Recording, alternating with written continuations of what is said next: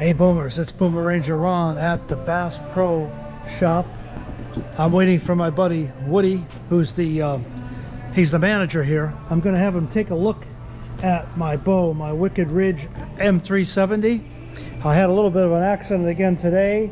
The crank slipped and whacked me again. This is the second time. It's the second time that's happened. And as you all know, I'm a big proponent of crossbow safety. You can never be too careful. You can hurt yourself with a crossbow in a variety of ways, so be careful out there. Read that instruction manual. Anyhow, once Woody comes out, I'm going to have him look at this. We're going to go inside at the range, and we're going to take a couple shots. Right. All right, so Woody told me something here. You have to have this engaged on the lever. Otherwise, it's free-floating and it's quiet, and that may have been why. Put your hand here. Feel how greasy that is. Oh, you can feel it. I can see it. This was on my hands when I was. Yeah, but that's not the issue. The issue was the fact that you had it unengaged. Maybe I should hold it here instead. You should never crank it unengaged. You shouldn't crank it silent. But I mean, granted it's silent, but that's what happens. If your hand slides off that lever. See, there's no. I don't like the fact that there's no stirrup. It's tiny. You can't get your foot in. It's not a stirrup. Well, I don't like that. It's just watch it. You're almost there. There you go. 1, 2, 3, and that's ready to go back into this into the holder. It's very important to have it engaged while you're cranking. So it is cocked. Put your thing away.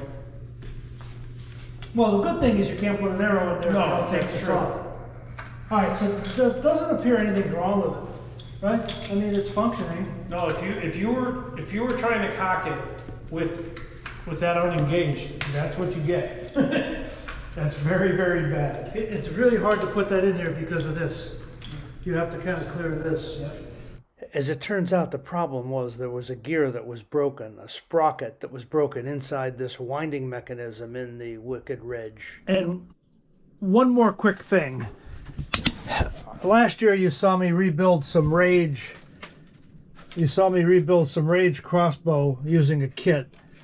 And obviously this one needs to be rebuilt because it landed inside of a tree. It had to be dug out of a tree, so it's in really bad shape. The rest of these all went through deer last year, and I didn't get around to cleaning them up. So this is going to be something we do: clean all these arrows, fix all these broadheads. Now a couple of them are severs, and I've been very impressed with the severs. I've also been very impressed with the Rage. So those have become our two standard mechanical broadheads, and we have not shot a fixed broadhead in quite a while, but we may at some point, maybe next year, try some fixed. This was the last arrow that actually went through a deer pretty quickly, dispatched it, and this is a 10-point.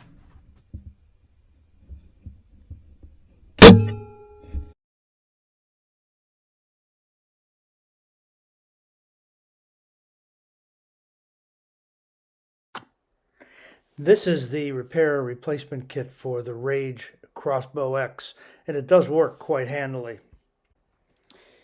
You are given a couple screws, a tip for the top, as well as some replacement braids. You see the little set screw in the Allen wrench on top. And then they also give you the opening blades, both for the right and left side. It's just a matter of some patience and some time to be able to replace them.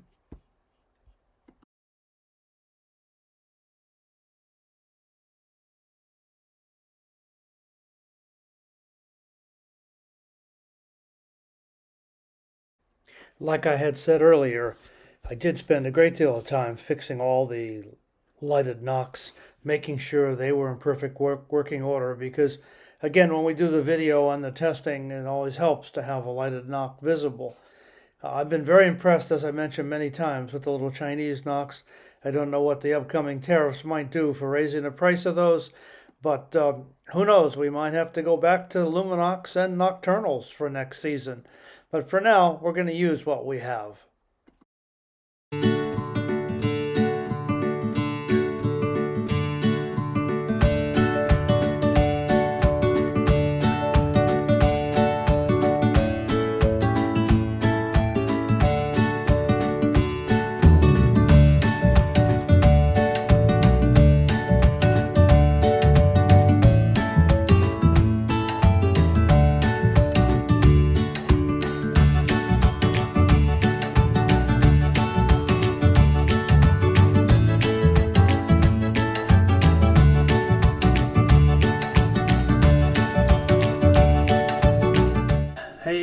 morning, boomers. It's Boomer Ranger Ron here, back at the reloading bench, trying to turn the GoPro on from my camera. A little trick I learned from my cousin Tony the Techie.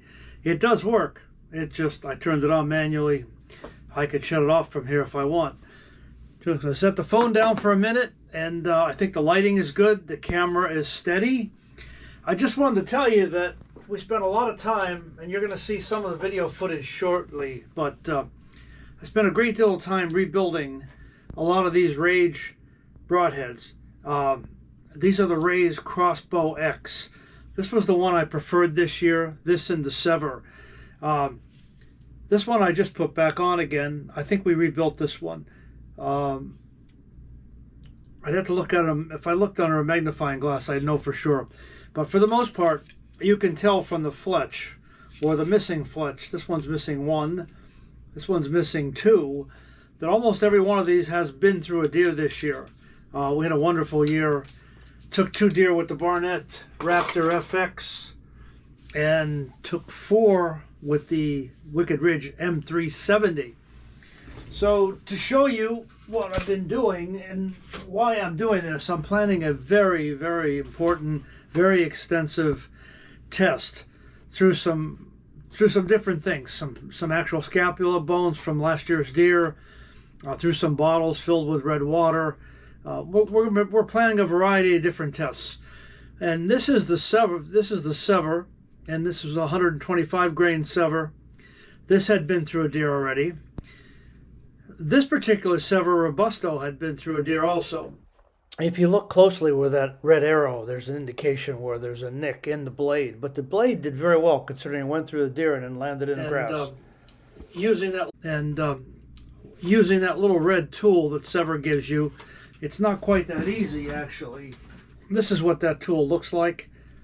It's just a tiny little piece of plastic with a tapered end. You're supposed to slip it underneath and then try not to cut yourself, but I was smart enough to wear gloves. Anyhow, I resealed these. Sever also has a unique feature. There's a second screw on the bottom, and that second screw, if you want to shoot these into a target, not have them deploy, not have the blades open up, you put a second set screw, and I think that's a really, really unique feature. Another one of the unique features are the way the blades tend to lock together. If they hit a bone going inside the animal, it moves, so it doesn't get deflected. Anyhow, the game plan for this year, we have a variety of different broadheads that have all been through deer, and we're going to put them through a test again. We're going to see if they go through bone. We're going to see if they go through how many plastic containers of water they can go through, some of those kinds of things. It should be a lot of fun. And, we'll plan to buy all new arrows for next year. In fact, I got some great Phoenix Sirius arrows that I never did use last year.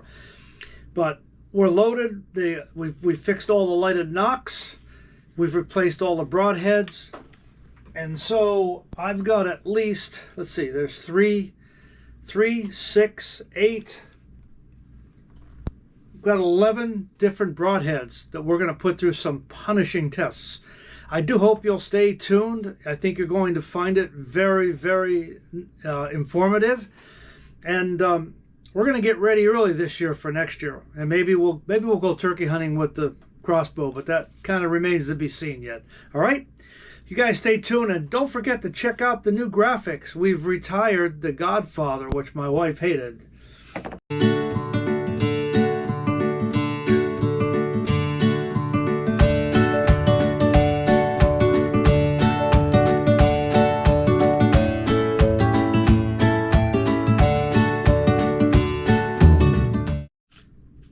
See, I did say you actually can use the phone to turn the GoPro on, which is pretty cool. But I found during the hunting season, you got the phone in one hand, the camera up in the corner, and you're trying to decide, well, I can't move too much because that deer is standing right in front of me. But this is really a cool feature. Push the button, shut it off.